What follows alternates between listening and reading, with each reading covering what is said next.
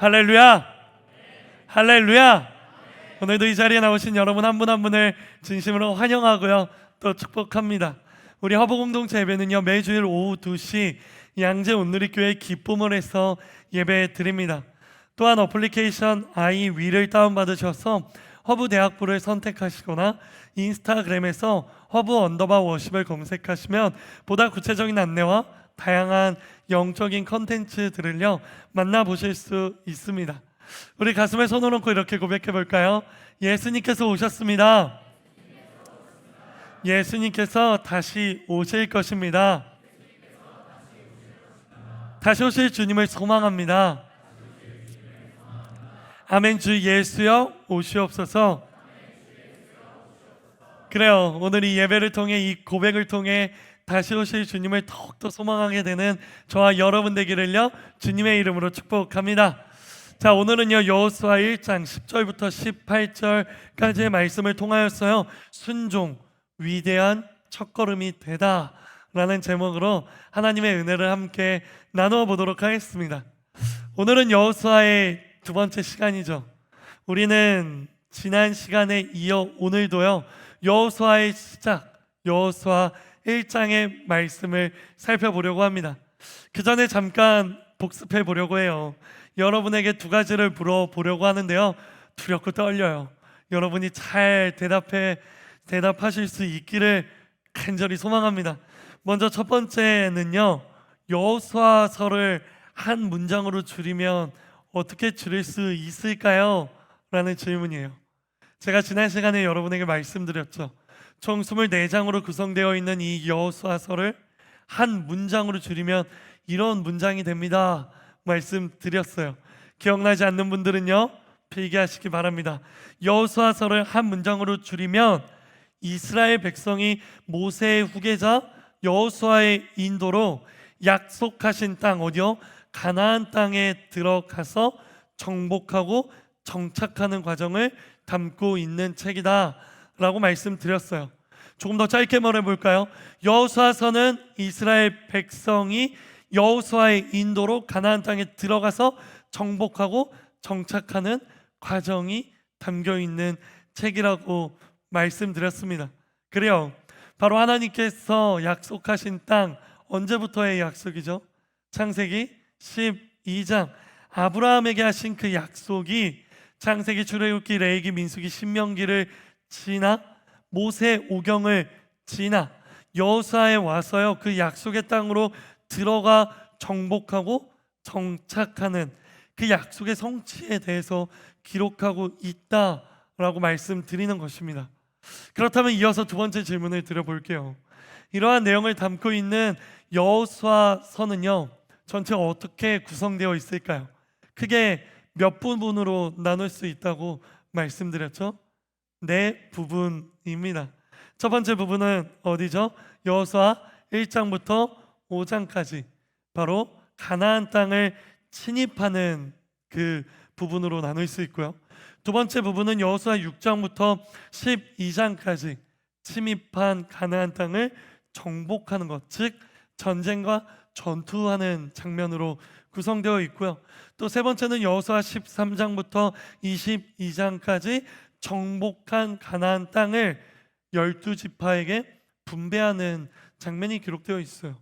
그리고 마지막 여호수아 23장과 24장은요 여호수아의 고별 설교, 마지막 설교가 기록되어 있는 것입니다. 그래요, 이렇게 여호수아서는요 크게 네 부분으로 구성할 수 있는 것이에요. 사랑하는 여러분, 저는요 여러분이 여호수아서의 세부적인 나무들을 살펴보기 이전에 먼저 여호수아서의 전체적인 숲을 먼저 파악하게 되는 여러분 되기를 주님의 이름으로 축복합니다.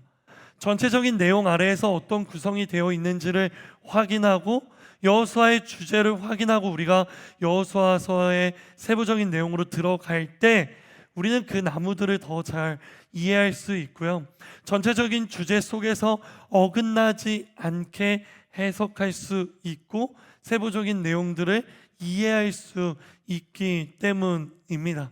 그래서 이 시간 여러분을 축복합니다. 이런 축복이 있기 원하시는 분들은 아멘으로 화답하십시오. 나는 여기 있는 여러분 모두가 여호수아의 숲을 제대로 이해하고요, 그리고 기억하는 지혜의 은사가 있기를 주님의 이름으로 축복합니다. 그로 인해 앞으로 우리가 여호수아를 반년 동안 묵상할 건데요, 그 반년 동안 묵상할 때 올바르게 이해하고 묵상함으로 하나님이 주시는 큰 은혜를 발견하게 되기를요 주님의 이름으로 축복합니다. 너무 행복하지 않아요? 여호수아를 앞으로 반년 동안 묵상한다는 게 너무 행복하지 않아요? 성경이 전체 몇 권이죠? 그 중에서 우리가 전반기에 뭐 했죠? 하반기에 뭐 했죠? 여호수아 할 거잖아요. 이번 1년이 지나면 66권 중에 벌써 2권이나 우리는 클리어하는 거예요. 그렇게 33년이 지나면요 우리는 성경 66권을 완벽하게 이해하고 우리의 것이 되는 거예요. 여러분, 33년 금방이에요. 제가 눈 감았다 떴는데 지금 34살이 됐어요. 금방입니다. 여러분, 우리 화이팅 할 수 있죠? 이거 원래 예배 끝날 때 하는 건데 우리 지금 한번 해볼까요? 주를 위하여, 주를 위하여, 주를 위하여. 좋아요. 우리 화이팅하고 한번 본문으로 들어가 보도록 하겠습니다. 자, 오늘은요 벌써 1장의 후반절의 말씀이에요. 과연 여호수아의 시작인 1장의 후반절에는 어떠한 내용이 기록되어 있을까 기억해 주실래요? 오늘 본문 말씀은 지난 시간 하나님께서 여호수아에게 하신 말씀에 대한 여호수아의 반응이 기록되어 있는 거예요.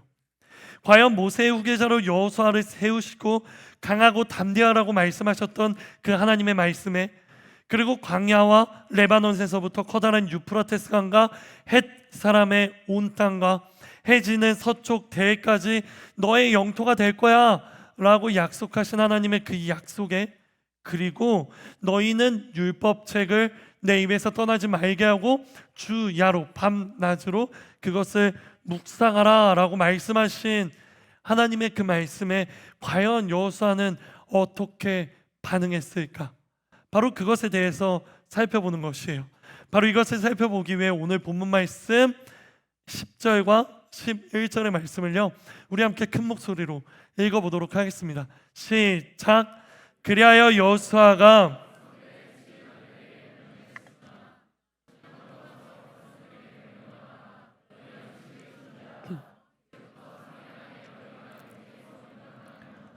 너희 하나님 여호와께서 너희에게 율산으로 주시는 땅으로 들어가 차지할 것이다. 아멘. 그래요. 제가 이 부분에서 집중하고 싶은 부분은 어디일까요? 바로 10절의 시작인 접속사예요. 볼펜이 있으신 분들은 동그라미 쳐주시겠어요? 그리하여. 바로 이 부분입니다. 그래요. 하나님께서는 여호수아에게 말씀을 마치신 이후 10절로 넘어가서 가장 먼저 그리하여라는 접속사가 등장합니다. 바로 그 말씀으로 인하여 여호수아가 백성들의 지휘관들에게 명령했다로 오늘 본문의 말씀이 시작하는 거예요. 사랑하는 허브 공동체 여러분, 여기서 우리가 발견할 수 있는 것은 무엇입니까? 그것은 바로 여호수아의 즉각적인 순종의 모습을 발견할 수 있어요. 여호수아의 즉각적인 순종, 여호수아의 망설임 없는 순종을요 우리는 발견할 수 있는 것입니다. 여호수아 1장 9절을 보십시오. 강하고 담대하라, 내가 너를 보낸 것이 아니냐 말씀하시고 10절로 넘어가서 그리하여 여호수아는 이렇게 행했습니다. 그 사이에 갭이 없습니다. 그 사이에 어떠한 시간의 지체가 없는 거예요. 여호수아의 즉각적인 순종을 나타내는 접속사이기도 한 거죠. 하나님께서 여호수아에게 약속하신 땅 앞에서, 그 땅을 정복하고 점령하라는 말씀 앞에서 여호수아는 주저하지 않습니다. 그리하여 여호수아는 지휘관을 모두 불러 이야기하고 명령하는 거예요. 그 명령이 무엇입니까? 바로 우리가 읽은 11절의 말씀에 기록되어 있죠. 너희는 양식을 준비하라. 이제부터 3일 안에 너희가 여기에서 요단강을 건너 너희 하나님 여호와께서 너희에게 유산으로 주시는 땅으로 들어가 차지할 것이다. 바로 여호수아 1장 4절, 내가 이 땅을 너희에게 줄게라는 그 말씀에 대한 즉각적인 순종으로 이스라엘 백성들의 지휘관들을 불러 모으는 것이죠. 바로 이때부터 이스라엘 백성들은 전쟁을 준비하는 거예요. 하나님께서 약속하시고 말씀하신 땅을 차지하기 위한 전쟁인 것이죠. 그런데 이 부분에서 짚고 넘어가고 싶은 부분이 있습니다. 이스라엘 백성들과 하나님 사이에서는요, 가나안 땅에 들어가서 그 땅을 점령하는 것이요, 하나님의 약속의 성취이고 이스라엘 백성들에게 있어서는 기다렸던 순간이잖아요. 그런데 입장을 바꾸어 가나안 땅에 살고 있는 가나안 족속들의 입장에서 한번 생각해 봅시다. 그 땅에 살고 있는 가나안 백성들은 자기 땅을 강탈하기 위한 외부의 침입으로 여길 수 있겠죠. 그리고 잘 살고 있었던 그 땅에서 갑작스러운 침입으로 갑작스럽게 쫓겨나고 죽임당하고 땅을 빼앗기는 바로 그러한 강탈의 위협으로 다가오는 거예요. 이러한 모습을 살펴보면요, 이스라엘 백성들의 전쟁은 조금 이기적인 거 아닌가? 라는 생각이 들 수도 있다라는 거예요. 하나님은 이스라엘 백성들만의 하나님인가? 하나님은 이스라엘 백성들만 사랑하시나? 하나님께서는 가나안 족속들은 사랑하시지 않나? 왜 안 사랑하실까? 하나님이 창조하신 건 아담과 하하고 아담과 하하로부터 모든 인류가 시작됐고, 그래 그 노아로부터 모든 인류가 멸망했지만 그래도 노아로부터 새로운 인류가 시작되었고, 그렇다면 가나안 땅에 살고 있는 이들도 노아의 후손들이고, 그렇다면 이들도 하나님의 백성들일 텐데 하나님은 왜 이들은 이렇게 처참하게 대하시는 거지? 라는 생각이 들 수 있는 거예요. 하지만 그럼에도 불구하고요, 하나님께서 가나안 땅을 공격하며 가나안 족속들을 멸하라고 말씀하시는 이유는요, 분명하게 존재합니다. 그 이유가 어디 나오냐면요, 바로 여호수아 앞에 있는 신명기에 나와요. 신명기 9장 5절의 말씀을 함께 읽어볼까요? 시작. 너희가 의로워서도 아니고 너희가 정직해서도 아니다. 오직 이 민족들의 사악함 때문에 너희 하나님 여호와께서 너희 앞에서 그들을 쫓아내시는 것이며, 여호와께서 너희 조상들 곧 아브라함과 이삭과 야곱에게 맹세하신 것을 이루시려는 것이다. 아멘. 그래요, 이 말씀은 하나님께서 이스라엘 백성들에게 하시는 말씀이에요. 내가 너희에게 약속의 땅 가나안 땅을 주는 이유는 너희가 정직해서가 아니야, 너희가 의로워서가 아니야. 내가 그 땅을 너에게 주는 이유는, 내가 정확히 그 땅에 살고 있는 그 족속들을 쫓아내는 이유는 오직 이 민족들의 사악함 때문이야 라고 말씀하시는 거예요. 가나안 땅에 살던 민족들을 하나님께서 멸망시키는 이유에 대해서요, 성경은 분명하게 이야기합니다. 그들은 하나님이 아닌 바알과 아세라라는 우상을 숭배했고요, 어린 자녀들을 몰렉에게 제물로 바치는 인신 제사를 지냈고요, 또 성적으로 문란했고 사회적으로는 부패했습니다. 그래서 하나님께서는 공의의 하나님으로서 가나안 족속들을 멸망시키시는 거예요. 누구를 통해? 이스라엘 백성들을 통해서 말입니다. 기억하십시오. 가나안 땅을 차지하기 위한 이스라엘 백성들의 전쟁은 단순한 민족 간 정복 전쟁이 아니라 하나님의 의로운 심판인 것이에요.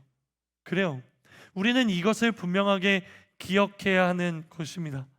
그렇기 때문에 이는 이스라엘 백성들만을 사랑하시는 하나님이라고 오해할 수 없는 것이고, 이는 이스라엘 백성들의 입장만을 생각하는 하나님이라는 오해도요, 우리는 할 수 없게 되는 것입니다. 왜냐하면 이러한 원리는 공의의 하나님으로서의 원리이기 때문이에요. 그리고 이 원리는요, 이스라엘 백성들조차 열애되지 않는 그 조건이었습니다. 기억하십니까? 솔로몬이 하나님과의 언약을 저버리면서 심각한 불순종을 하게 되죠. 바로 이방 여인들과 결혼을 해요. 그리고 후궁을 몇 명을 드리죠? 무려 1000명의 후궁을 드리게 됩니다. 그리고 그들과 결혼하며 그들의 그 이방 신들을 받아들이기 시작하는 거예요. 그러자 어떤 일이 일어납니까? 하나님께서 세우신 이스라엘 국가가요, 솔로몬 이후에 두 개로 분열되는 것입니다. 하나님께서는 공의의 하나님으로서 이스라엘 국가를 쪼개십니다. 그리고 그 두 개의 국가로 나아가게 하시죠. 그런데 그럼에도 불구하고 그들은 여전히 계속해서 죄를 짓죠. 그래서 하나님께서는 북이스라엘을 아시리아, 아수르라는 제국에 의해 멸망시키십니다. 그리고 남유다는요 바벨론이라는 제국에게 멸망시키시는 거예요. 이스라엘 백성들 또한요 가나안 족속들과 동일한 기준으로 심판당하는 것입니다. 사랑하는 여러분, 이 기준과 이 조건은요 하나님 앞에 모두가 동일합니다. 지금은 비록 먼저 가나안 족속이 먼저 하나님께 멸망당할 뿐, 뒤로 지나가면 하나님 앞에 죄를 짓고 우상을 숭배하는 모든 민족들은 다 이렇게 하나님께 심판당한다라는 것입니다. 그래요. 결국 하나님께서 여호수아를 통해 가나안 땅을 정복하며 정착하게 하시는 약속의 성취에는요 이러한 명분이 있었고요. 그로 인해 하나님께서는 여호수아를 통해 하나님의 공의를 세우심과 동시에 하나님께서 아브라함으로부터 시작한 그 약속을 여호수아 때에 이루시면서 성취하시는, 바로 두 개의 모든 것을 다 거머쥘 수 있는 하나님의 명령이라는 것입니다. 그리고 그러한 하나님의 명령에 여호수아는 어떻게 반응합니까? 10절, 그리하여 주저함 없이 곧바로 즉각적으로 그 명령에 순종했다라는 것이에요. 사랑하는 허브 공동체 여러분, 바로 이 부분에서요 우리가 발견할 수 있는 영적인 메시지는 무엇입니까? 기억해 주세요. 순종이 이렇게 중요하다는 거예요. 이는 단순히 순종을 안 하면 신앙이 조금 연약한 것이고, 순종을 하면 신앙이 굳건하고 하나님 앞에 충성스럽다, 그 정도로 그치는 문제가 아니라는 거예요. 여호수아는 순종을 했기 때문에 이전부터 소망해 왔던 약속을 그들의 백성들에게 성취할 수 있는 도구로 사용받은 거고요. 그 반대로 솔로몬은 순종하지 못했기 때문에 그동안 하나님께서 인도하시던 그 이스라엘 백성들의 국가를요 멸망의 지점으로 이끌고 가게 되었다라는 것입니다. 결국 하나님의 말씀에 순종하느냐 그렇지 못하냐라는 것은요 그렇게 큰 차이를 가져오는 거예요. 사랑하는 허브 공동체 여러분, 저는요 여러분이 바로 이것을 기억하기를 바랍니다. 저는 여러분이 이것을 기억하여 하나님의 말씀에 순종하는 여러분 되기를 주님의 이름으로 축복합니다. 아니요, 순종을 하는 공동체, 순종을 하는 사람이 어려우면요 적어도 순종하기 위해 최선을 다해보는 여러분 모두가 되기를 주님의 이름으로 축복합니다. 그렇게 순종하는 것에 치열하게 도전하며 순종하는 것에 내가 모든 것을 걸어보겠다라고 다짐하고 결단하는 여러분 모두가 되기를요 주님의 이름으로 축복하는 거예요. 여러분, 순종하는 것을 포기하지 마십시오. 어차피 나는 순종 못해, 어차피 나는 안 돼, 어차피 나는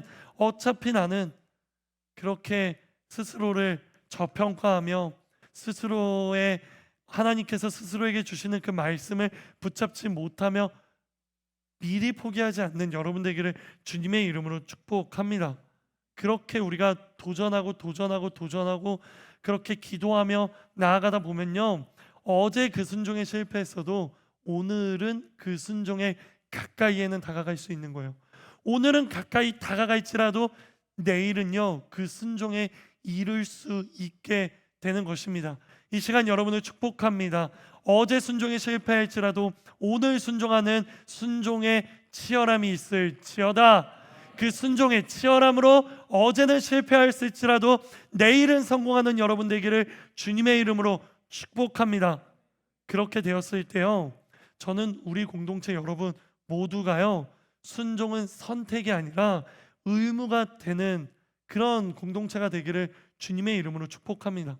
이제는 더 이상 순종을 할까 말까 혹은 할 수 있을까 없을까를 고민하며 순종을 할지 말지를 선택하는 게 아니라 하나님이 말씀하시면 고민 없이 즉각적으로 망설임 없이 바로 순종을 선택하는, 그 선택이 여러분의 의무로 여기게 되는 그런 여러분 모두가 되기를요 주님의 이름으로 축복하는 것입니다. 그렇게 순종하는 것은 우리의 선택이 아니라 의무가 되는 것이 당연한 공동체, 당연한 주님의 청년들이 되기를요 간절히 소망합니다. 이것이요 제가 우리 허브 공동체에 바라는 첫 번째 단계예요. 그런데 여러분, 여기서 만족하고 싶지 않아요. 첫 번째 단계에서 만족하고 싶지 않아요. 첫 번째 단계에 이르렀다면 이제는 그 다음이 있습니다. 바로 당연히 순종하는 것이 첫 번째 단계였다면 그것을 넘어서서 이제는 두 번째 순종의 단계로 나아가야 하는 거예요. 그것은 바로 순종함에 있어서 정말 중요한 것은 단번에 순종하는 것이다 라는 것이에요. 제가요 학부 4년, 신대원 3년, 총 7년의 신학교 생활을 했습니다. 그 7년 동안 신학교를 다니면서요 진짜 많은 간증을 들었는데요, 특별히 어느 정도 나이가 있으신 분들은 대부분 이런 말씀을 하세요. 내가 젊었을 때 순종했으면 좋았을 텐데, 내가 젊었을 때 하나님이 가라고 할 때 갔으면 얼마나 좋았을까. 계속 도망 다니다가 결국에는 늦은 나이에 순종하고 여기로 오게 되었다라는 고백들이에요. 청년의 때에 주의 종으로 부르셨지만 그 부르심 앞에 순종하지 못하고 자신이 꿈꾸던 것들, 바로 그 꿈을 이루기 위해 살아가다가 결국에는 하나님께서 그 모든 것을 무너뜨리시고 마치 집 나간 탕자가 자신의 재산을 다 잃고 돼지가 먹는 쥐염염에까지도 못 먹는 상태가 되었을 때 그제서야 다시 집으로 돌아가는 바로 그러한 모습이 되지 않기를 소망하는 거예요. 그렇게 청년의 때에 부르셨지만 순종하지 못하여 돌고 돌아 결국에는 하나님의 부르심에 이제야 오게 되었다는 그 간증을요 너무나도 많이 들었어요. 기억해 주세요. 어차피 도망갈 수 없습니다. 어차피 하나님께서는 뜻을 꺾지 않으십니다. 우리 이 시간 옆 사람을 통해 옆 사람에게 이렇게 인사해 줄까요? 어차피 못 도망갑니다. 하나님은 포기하지 않으십니다. 그래요. 어차피 못 도망갑니다, 여러분. 어차피 하나님의 뜻은 변치 않으십니다. 그러니 하나님께서 여러분의 고집을 꺾으시기 전에 스스로 여러분의 고집을 꺾어 순종하는 사람들이 되기를 바라는 것이에요. 또한 지난주에 MK 수련회가 X29 비전 빌리지에서 진행이 됐었거든요. 제가 그 MK 수련회에 갔을 때 인도네시아 선교사님을 만나 이야기를 하는 시간을 가졌어요. 그 선교사님과 만나 이야기를 하는데 제가 물어봤어요. 선교사님은 인도네시아에 얼마나 계셔요? 물어보니까 12년째 인도네시아에 계시다고 말씀하시더라고요. 그래서 그럼 12년 전에 인도네시아로 가겠다고 결단하시고 그때 파송을 받으신 건가요? 물어보니까 아니라고 하시는 거예요. 훨씬 이전에 파송을 받을 기회가 있었다라고 하시는 거예요. 하나님께서는 선교사로 나갈 기회를 주셨는데 그 기회를 붙잡지 못하고 그 순간 상황적인 이유로 잠깐 스톱을 외치니까요, 하나님께서는 한참 동안 선교에 나갈 기회를 주시지 않았다라는 거예요. 그러면서 그 선교사님이 저에게 이러시는 거예요. 그 하나님께서 기회를 주실 때 붙잡아야 된다고, 그때 거절하면 꽤 오랜 시간을 기다려야 한다고 말씀해 주셨어요. 사랑하는 여러분, 결국 하나님께서 순종할 기회를 주실 때 그 기회를 놓치게 되면요, 그 다음 기회가 오기까지 꽤 오랜 시간을 기다려야 할 수도 있다는 것을 기억하시기를 바랍니다. 제가 오늘 간증한 형제 이야기를 자꾸 해서 너무 죄송한데, 오늘 간증한 형제가 그렇게 이야기했잖아요. 지금 세례받지 않으면 다음에 세례받게 될 게 또 언젠지 몰라서 지금 기회가 될 때 받게 되었다고요.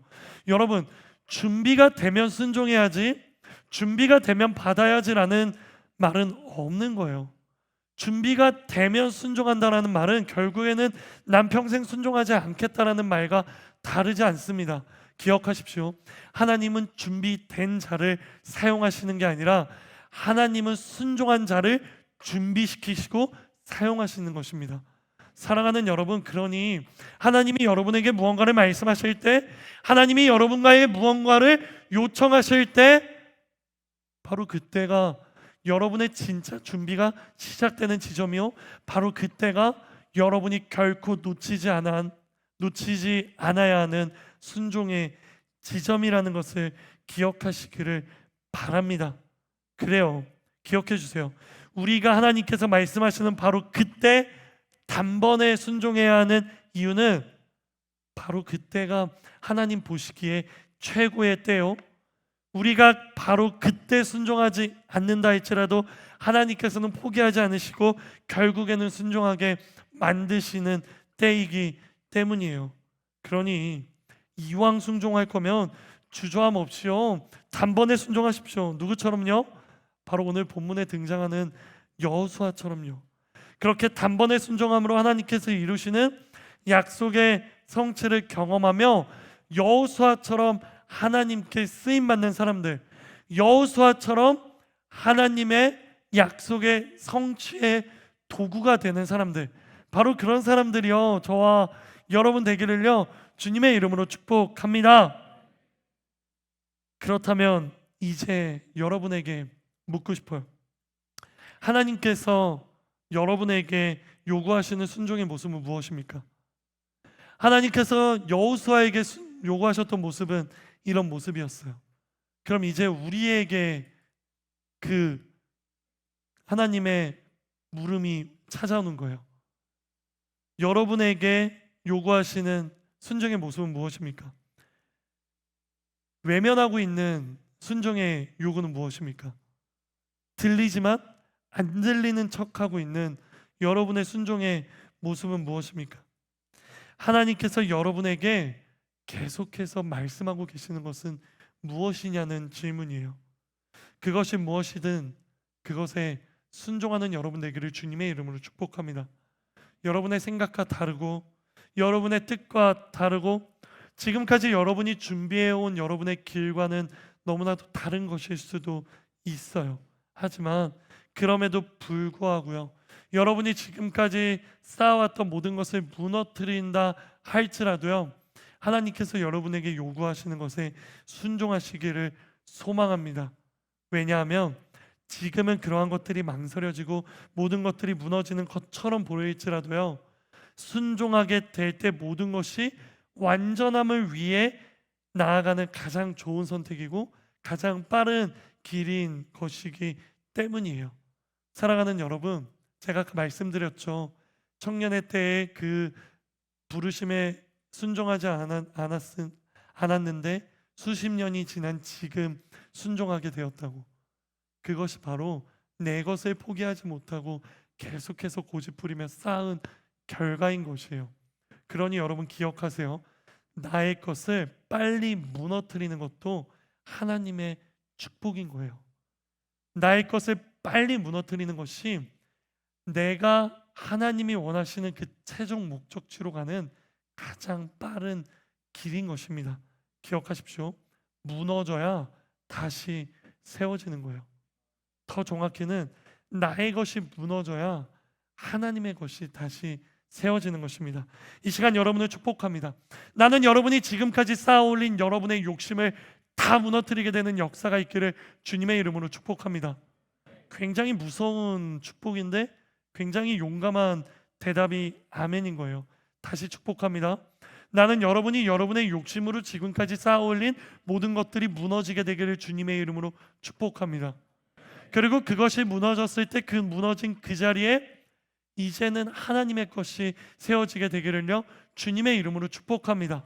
바로 이러한 은혜와 역사가 즉각적으로 순종하는 여러분의 삶 가운데, 여러분의 인생에, 여러분의 신앙생활 가운데 하루라도 빨리 일어나게 되기를요 주님의 이름으로 축복하는 거예요. 그래요, 이것이 바로 우리 허브 공동체가 지향해야 하는, 우리 허브 공동체에 있는 청년들이 꿈꾸고 목표로 삼아야 하는 하나님의 영적인 메시지인 것입니다. 다시 한 번 더 축복합니다. 나는 여기 있는 여러분 모두가 하나님께 단번에 순종하는 순종의 저력이 있는 사람들 되기를 주님의 이름으로 축복합니다. 나는 여기 있는 우리 모두가 불순종하며 삥삥 돌아가는 인생이 아니라 순종함으로 하나님께 쓰임받는 인생 되기를 주님의 이름으로 축복합니다. 그렇게 여호수아는 하나님의 말씀에 즉각적으로 순종하며 지휘관들을 불러 모아 명령했어요. 그리고 여호수아는 또 다른 한 부류의 사람들을 부르기 시작합니다. 이게 바로 오늘 본문의 두 번째 파트예요. 그 불러 모은 사람들이 누구일까요? 우리 함께 12절부터 14절까지의 말씀, 우리 큰 목소리를 읽어보도록 하겠습니다. 시작!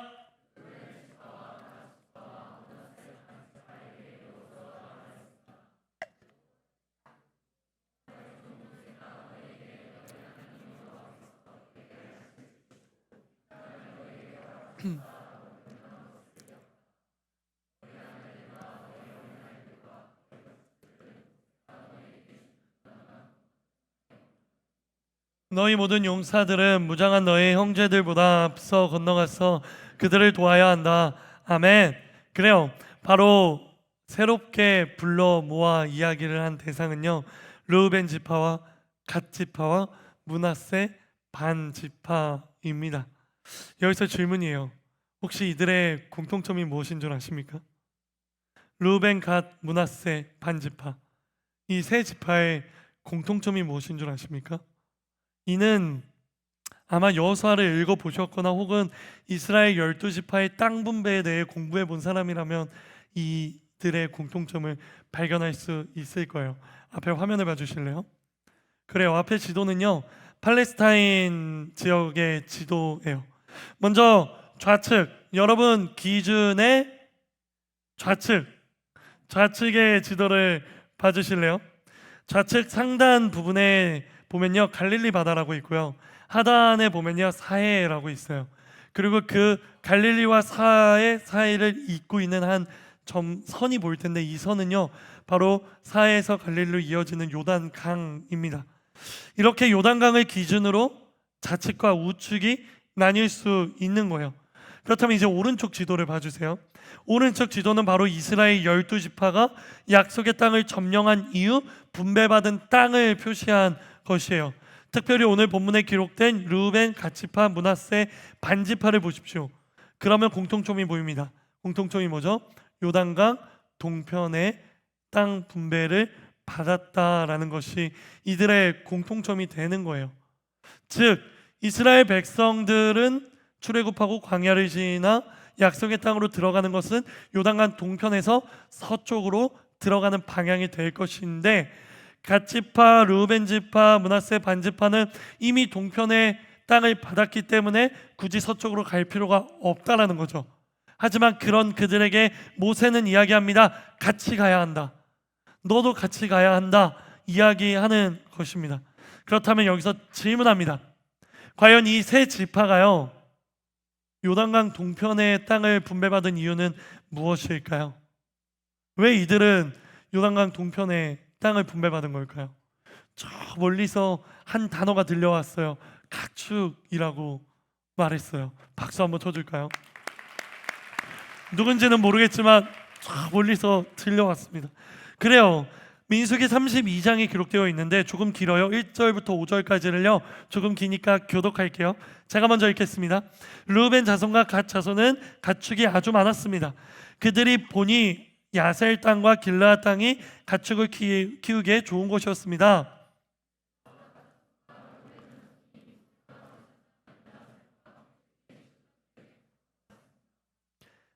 아다롯, 디본, 야셀, 니므라, 헤스본, 엘레, 스밤, 느보, 부온.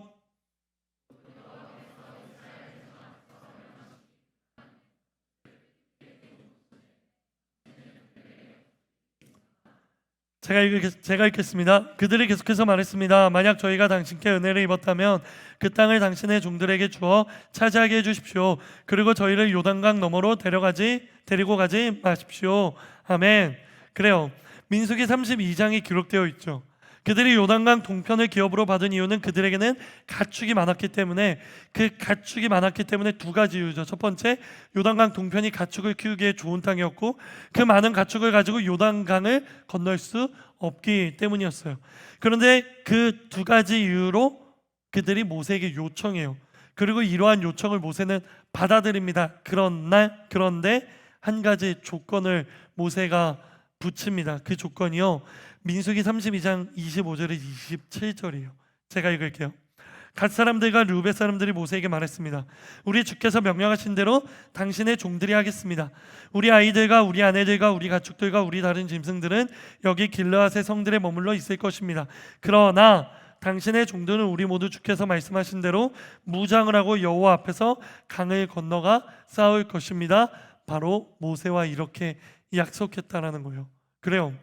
비록 요단강 동편을 기업으로 받았어도요, 요단강을 지나 약속의 땅을 차지하는 전투를 벌일 때 그 전투에 참여한다라는 것이 그들이 했던 고백이고 약속이었던 거예요. 바로 이것이요, 모세와의 약속인데, 그 모세의 약속을 기억하고 여호수아는 그들을 불러 이야기한 것이에요. 하나님께서 너희에게 이 땅을 주실 때 너희가 약속했지, 같이 가서 전투하겠다고. 그러니 너희도 열애되지 않아. 너희도 준비해. 3일 안에 우리는 들어갈 거야. 그래요. 언제나 모세의 옆을 지키고 있던 여호수아는요, 본격적인 전쟁을 앞두고 모두를 빠짐없이 집합시킨 거예요. 그런데 여기서 중요한 것은 바로 이러한 여호수아의 말에 대한 그들의 대답이에요. 마지막으로 읽어볼게요. 16절과 17절입니다. 시작. 그러자 그들이 여호수아에게 대답했습니다. 무엇이든 어디든 우리를 보내신 곳으로 가겠습니다. 우리가 모세에게 모는 일을 순종했듯이 당신에게도 귀 기울이겠습니다. 오직 당신의 하나님 여호와께서 모세와 함께 하신 것처럼 당신과도 함께 하시기를 빕니다. 아멘. 그들은 모세와 한 약속을 잊지 않았습니다. 그래서 그들은 이렇게 이야기합니다. 무엇이든 당신이 우리에게 명령하시는 대로 하겠습니다. 그렇게 그들은요, 여호수아의 말에 순종하며 약속의 땅으로 들어가 함께 전투를 하게 되는 거예요. 사랑하는 허브 공동체 여러분, 여기서 우리는 순종의 두 번째 모습을 발견할 수 있어요. 기억해 주세요. 순종은 응답하는 것을 넘어 실제로 그렇게 행동하는 것이다 라는 것입니다. 한번 생각해 봅시다. 하나님께서 우리에게 말씀하셨어요. 그리고 그 말씀에 우리는 대답했습니다. 네 하나님, 제가요 그렇게 하겠습니다. 그렇게 하나님의 말씀에 우리는 호언장담했지만 정작 우리의 삶 속에서요, 행동이 없는 그러한 모습들을 발견하곤 하죠. 여러분, 하나님의 말씀에 순종하겠다고 대답했고 결단했지만 그러한 모습이 우리의 삶에 없다면 그게 정말 순종일까요? 아니잖아요. 행함이 없는 믿음은 죽은 믿음이라고 했죠. 행함이 없는 순종은 거짓말입니다. 행함이 없는 순종은 거짓말이에요. 사랑하는 허브 공동체 여러분, 우리는요 하나님께 너무 쉽게 대답해요.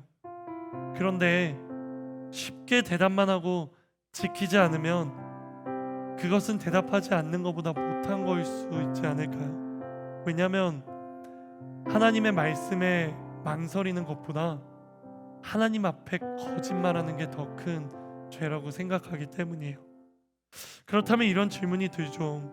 왜 순종하겠다고 대답만 할 뿐 행동하지 않는 걸까? 여러 가지 이유가 있겠지만 크게 두 가지 이유인 것 같아요. 첫 번째는요, 하나님께서 주신 마음이라 대답은 했지만 막상 순종하려고 하니까 그 순간 찾아오는 영적인 공격이 너무나도 버거운 거예요. 이것은 마치 예수님께서 씨 뿌리는 비유에서 말씀하신 돌밭이나 가시덤불에 뿌린 씨앗과도 같은 거죠. 돌밭이 뭡니까? 뿌리가 없고 잠깐 자라다 그 뿌리가 말라버리는 것이잖아요. 그 이유가 무엇입니까? 말씀을 기쁨으로 받지만 뿌리가 없어서 환난이나 고난, 박해 가운데 그 유혹에 넘어가고 쓰러지는 것을 의미하는 거죠. 그렇다면 가시덤불은 무엇을 의미합니까? 이는 가시가 자라 씨를 막아버리는 것을 의미하는 건데, 이는 세상의 염려와 또 재물의 욕심, 재물의 유혹에 우리의 말씀이 막혀서 더 이상 자라나지 못하는 것을 의미하는 거죠. 결국 둘 다 열매는 없고 행위도 없고 무너지고 쓰러지는 거예요. 이게 첫 번째 이유인 것 같아요. 그러면 두 번째 이유는 무엇일까요? 그것은 바로 내가 하나님 앞에 했던 결단을요 잊어버렸기 때문이에요. 하나님이 내게 말씀하셨어요. 그 말씀에 내가 순종하며 결단했어요. 그런데 생각나지 않는 거예요. 기억나지 않는 거예요.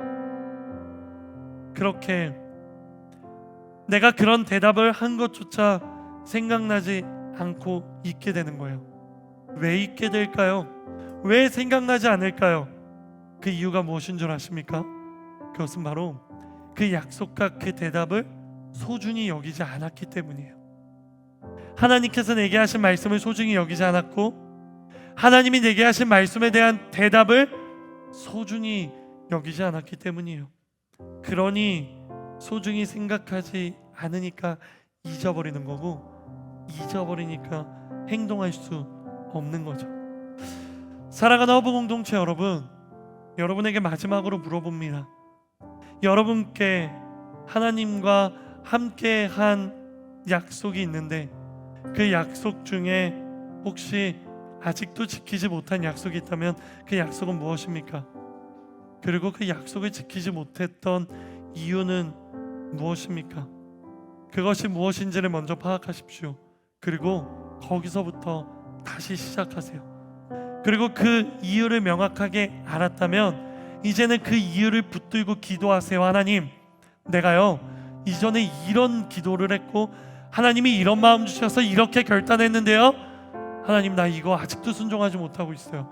근데 내가 봤을 때 이거 순종하지 못하는 거요, 하나님 이런 유혹이 있고 이런 어려움이 있고 이런 내 상황적인 여건적인 이유들이 있어서 순종하지 못했어요. 그러니 하나님, 내가 이거 기억났고 다시 하나님 앞에 순종하며 나아가는데요, 이제는 내가 이거에 정말 순종하는 사람 되게 해주세요. 상황과 여건이라는 핑계 대지 않고요, 내가 몰랐다는 그러한 비겁한 변명되지 말고요, 하나님 앞에 하겠다고 이야기했으니 내가 그것에 정말 실제로 행동할 수 있는 그런 사람 되게 해주세요. 우리가 그렇게 하나님 앞에 기도하며 나아가야 돼요. 그렇게 기도할 때 하나님은 우리에게 힘과 능력, 저력을 주십니다. 어떤 저력? 순종한 고백을 행동으로 옮길 수 있는 저력 말이에요. 그렇게 진짜 순종하는 사람 되십시오. 르우벤 지파, 갓 지파, 므낫세 지파는 정말 요단강을 건너 전투했어요. 바로 그들처럼요, 여러분도 여러분이 고백하고 약속했던 그 모든 것들에 정말 그렇게 행동하는 사람들 되기를 주님의 이름으로 축복합니다. 우리 이 시간 함께 기도하며 나아갈 건데요, 우리 이 시간 딱 한 번만 기도할게요. 딱 한 번 기도할 때 이 시간 우리 간절히 기도합니다. 여러분들 콜링할게요. 여러분, 하나님이 여러분에게 말씀하셨고 그 말씀에 아직도 확실히 대답 못하고 망설이고 있는 분들이 있다면 자리에서 일어나십시오.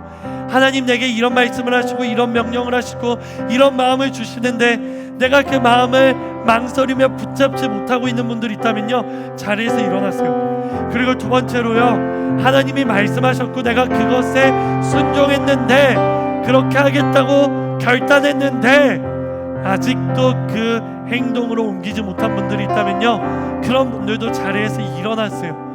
그리고 우리 이 시간 하나님 앞에 한 손은 가슴에 한 손은 하늘을 향해 들고 이렇게 기도하며 나아가기 원합니다. 하나님, 내가요 순종할 수 있는 사람 되게 하여 주시옵소서.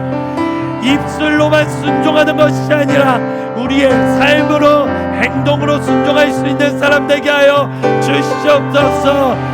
행함이 없는 믿음은 죽은 것이고 행함이 없는 순종은 거짓말이라는 것을 기억하게 하여 주셔서 더 이상 주저하지 않고 순종하게 하여 주시옵소서. 예수 그리스도의 이름으로 선포하오니 순종을 꺾으려는 모든 악의 세력들아 묶임받고 떠나갈지어다. 예수님의 이름으로 선포하오니 순종의 영화 임할지어다. 순종의 능력이 임할지어다. 우리 이 시간 주님의 이름 3번 부르고 기도하며 나아갑시다.